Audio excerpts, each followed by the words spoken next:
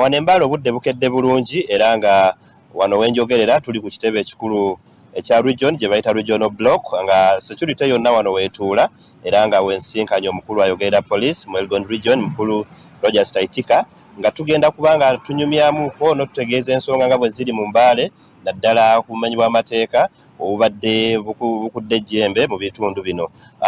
Ebikwekweto bizze bikolebwa ku weekend yonna nga bagezaako okufunza abo bonna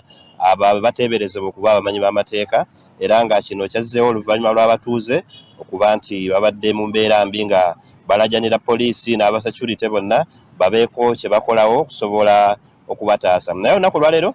mukulu Rogers Taitika ajja tulambululira bameka be bakakwata bameka be batta jjukire bakola operations ezo mubeeramu abalungi n'ababi so basengejjamuuko babakutte nga 2 bayinza osigazaawo nga 10 oba n'okukka so n'olwekyo ajja kubanga atulambululira bani abasigaddemu bani be batadde naki ekigenda mu maaso kye bagenda okubanga beeyongera okukola. Mukulu Rogers Taitika nsanyuse okukulaba asooka obuze ku batulaba oluvannyuma tweyongereyo. Okusookera ddala njagala okutwala omukisa guno okubuuza ku batulaba ku Salt TV ku makya ga leero ne baganda bange omuli mu studio mwebale emirimu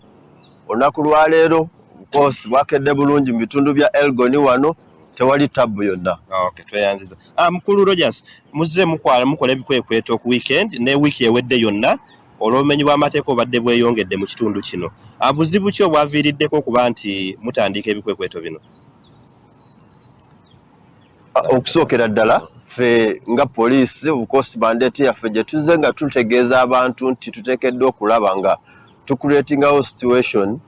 esobozesa abantu okukola emirimu gyabwe eddembe. So okusinziira ku intelligence yaffe gye twafuna okuva mu baserikale baffe nga balaga nti waliwo obuntuntu obwo obutali bulungi obuteeseewo embeera eyagala okutataganya abantu okubeera nti bakola emirimu gyabwe mu bitundu bya bamasaaba wano. So naffe kwe kulaba nti tusitukiramu labikire ddala nga tuconducting operations zino labike nga abenyigidde abateezo okubeera nti benyigidde mu bumenyi bw'amateeka of course tubafuggaza nga tuconducting operations ez'enjawulo era ne bakwatibwa okulabika nga nabakutuuka kukwatibwa kiki ekyaviiriddeko kyennyini okusiikuula operations eno kiki ekyaviiriddeko ensentebwe yavuddewa wennyini waliwo gwe basse waliwo gwe babbye oba what exactly ekyavuddeko kutandika operations? Okusookera ddala abantu bo abakozi abamenyi b'amateeka abaagala ebiwedde bo we bali kyo kimanyi bulungi makumbi wano we tuwangaalira nti season abantu batandise okungula bwe twogera ku mwanya okuva mu bitundu by'Esironko okuva mu bitundu by'e Buduuda esetinze ino abantu bagireeta maguzi byabwe ebyokulya byonna ebijanjalo babifeeringa okubireetawa mu kibuga Mbale okulabika nga abantu bajja balabike nga batunda bagende mu maaso n'okufuna ssente. Kati bano abaagala ebiwedde bwe kulaba nti bo nabo bamimyudde enkola nga baagala okubanyagula ebintu byabwe kyova olaba nti naffe tetubandadde kwe kuvaayo nga security mu bitundu bya Elgon ne tuconductinga operations zino era ne tufefedde abantu kwegamba abasobera ddala mu 10 ne tulabika nga tubakwata ogenda mu Northern Television DPC twamu instructing okulaba nga agenda mu maaso conductinga Industrial State Division naye mu maaso n'owa CPS wano ne Busoba kyova olaba nti wano mu Central Business Center y'e Mbale nga twagala creatinga sanity okimanyi bulungi nti eno focal center abantu abava side zene Soroti abava mu Busoga abava Tororo eno ye center okutuubula se regional center so nga tetusobola kutunula abantu we batinga bagenda mu maaso okulaba nga baterebwa mu mbeera etali nnungi nga naffe tutunula butunuzi kyova olaba twavuddeyo ne tuconducting operation eno tulabike nga tusobola okukwata abantu bantu kikula kibe mwasinza okuteekako essira mwakutte bantu ki ennyo baana ba ku nguudo baani exactly kategori kize mwasinza okukwata era target yamwe yabaddewo ennyo? Abantu be twakutte okusinzira ddala bavubuka benyigidde mu mbeera eno etali nnungi of course mwabaddemuko n'abakazi n'abaana abakazi ng'oyogedde mpola abakazi ki of course anti kibeera kinankanye nnyo okubeera nti rate y'abakazi okwenyigira mu mbeera weti tegeeza yabadde nenemu ebeera no yabadde nene naye tukyagenda mu maaso okulaba nga tukondakitinga olaba wano business center okusinakinga obusimu nakyo ate kibadde kizeemu bupya balina ebifo byabwe mu bitundu ebimu bye twazudde nga banyagula obusimu buno ne baddukira eyo twakitegeddeko nti we batuuka eyo balina engeri gye banyonyogeramu amasimu gano era ne bagatwala ne bagafeeringa okubagatwala mu kibuga Kampala ne batunda abo categories ezo zonna twazifunye okulabika nga tugenda mu maaso okuba prosecutinga era tulabike nga tubasimba mu mbuga z'amateeka era bawere n'emisango egy'enjawulo. Abaana b'oku nguudo beeyongedde nnyo be mwakutteko mwabaddemu nga bameka abaana b'oku nguudo naddala mu kibuga wano wakati? Abaana b'oku nguudo balinga 15 be twakutte mu bumenyi bw'amateeka buno. Of course amateeka gagamba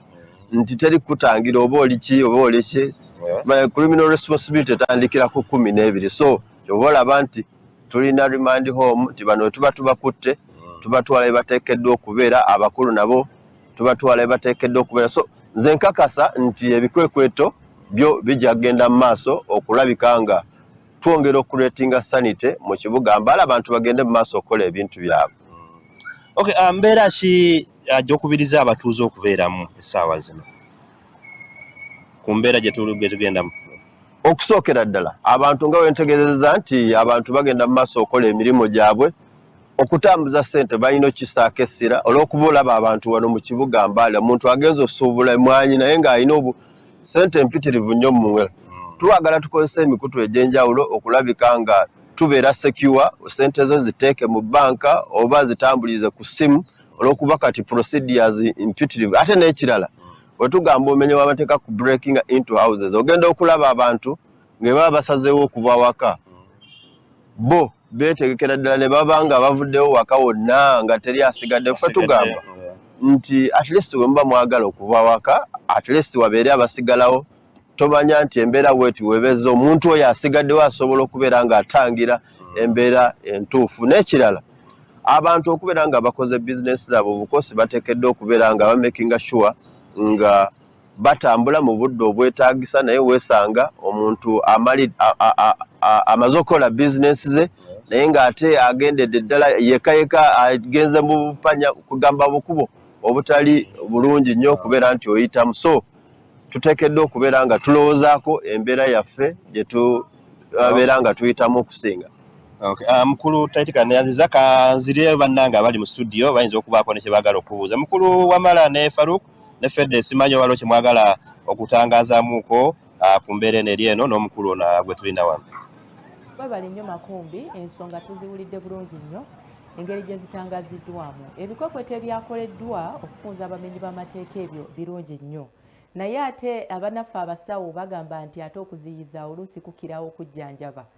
Mu kwogeramukko n'abamu ku bantu bano abamenyi b'amateeka be bazzenga bakwata okusinziira ku information gye balina balowooza nti obumenyi bw'amateeka obwo kiviiridde ddala ku ki ekinyusi kiriwa lwaki abantu benyigidde bwe batyo obumenyi bw'amateeka okutuuka ku sseeryo. Afande jambo sa ekibuuzo ekirala kiri nti mmwe mukologana n'ababbi ne batandika okukigomya abantu ate mukabanga mpawo kaaga ne mubata. Ekirala Mukulu Taitika mugenda kukola ki okulaba nga abavubuka abasula ku boda ebiseera ebyekiro tebaddamu kusuulako kubanga bibuga ebyenjawulo n'eyo gye muli Mbale bakikola nga mwe muteesewo nteekateeka ki ng'ogyeko ebikwekweto bwe mukolako just akadde kamu ne biggwawo. Naye ffe twagala okugamba nti omuntu yenna ng'ate wa security ate nga yenyigidde obumenyi bw'amateeka teri muntu ali waggulu w'amateeka omuntu ng'alina obujulizi alina okuvaayo then apresentinga okulabika nti omuntu oyo yenyigidde mu bumenyi bw'amateeka abeera arrested era n'abeera ng'atwalibwa mu mbuga z'amateeka. Kirala ku kiri okuziyiza ekyo kyayogeddeko ekyo mwali mukifunyeeko nti waliwo abapoliisi be mwakwatagako nga bakolagana n'ababbi kyali kibaddewooko era waliwo be mwakwatako be bannammwe? Of course kyova olaba nti tulina ebitongole nga PSU Professional Standard Unit omanyi okussaako abasirikale of course nabo babeera abantu kati tugamba nti omuntu aba yenyigidde mu nsobi y'amateeka waliwo procedure eteekeddwa okugobera ky'oba olaba nkiteekesera nti teri muntu yenna yenna ali waggulu w'amateeka so embeera weewo eryo amateeka galina okugobera okusomesa abantu tukikola muganyinaze ogambye nti okuziyiza kusinga okukirona ffe tugamba nti era nkyogeddeko wano nti omuntu abakozi b'ebikyamu bo weebali naye ate woba olaba ng'oli mu mbeera wetise ssente nnyingi obeera suspicious nti wayinza okubeerawo embeera eno kozesa emitendera emituufu ky'oba olaba mutuwa empewo eno ey'obwerere ne tusomesa abantu kiki kye bateekeddwa okuba tugamba nti awaka temweteekeddwa kubeera nti muvaawo mwenna waliwo abateekeddwa okusigalawo abamu ne bagenda ne bakola nti nikesi wabeera waliwo ekikyamu mwanyinaze adde abuuza nti bwe mukwata abaana bano oba abantu bano kiki kye mubafunamu lwaki reason ze babawa okubeera mu mbeera gye balimu eyo gye muba mubakwatiddemu mwogeraganyako nabo oba bo just mubakwata bukwasinga ababbi oba mufunayo engeri y'abakansoling oba n'okwogera ne mumanya embeera zaabwe ki ekibaviirako ekyo obukosi omubbi tajja kubulira nti abcd ffe obuvunaanyizibwa ky'oba olaba butukakatako okulaba nti tugenda mu maaso okuinvestigating omuntu aziza omusango ne counseling weba yeetagiddwa tulina departments eziteekeddwa okwo ky'oba olaba tubeera child and family ne tubeera basel bakola omulimu gwatenda okulaba nga bakansolinga abantu bano okulabika nga bawala okwenyigira mu bikolwa ebikyamu. Okay, tweyanziza nnyo mukulu wa Mbale ndowooza olwakadde nnyinza obutasukkawo wano kasuubire nti tewali kirala wabaawo ekirala era nja kumuuza olunaku oluddako tulabike nga tweyongerayo naye nga olunaku olwaleero bwe tubadde mwebale nnyo katono nnyo afande atubulire lwaki ate batulugunya abasibe bano okubajjamu obujulizi ebiseera ebisinga nga bakyalina ku selu zaabwe bati banagenda n'amakomera gali eri naye nga okufuna obujulizi abantu bavaayo nga batonya bavaayo nga babalemadde bavaayo nga banyigiddwa ensonga lwaki okufuna obujulizi musooka kutulugunya abasibe bano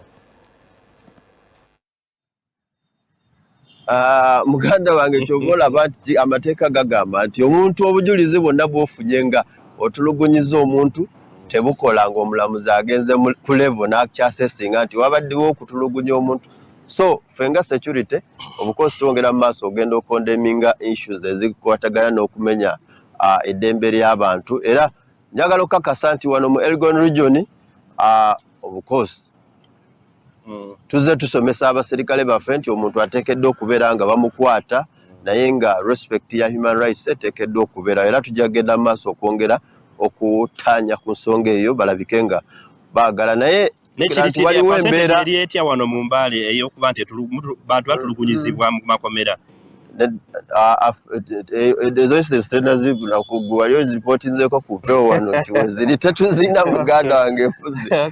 kale tweyanziza nnyo mukulu wa Mbale ndowooza anyinza obutasukkawo awo mwebale nnyo mwebale tutulaba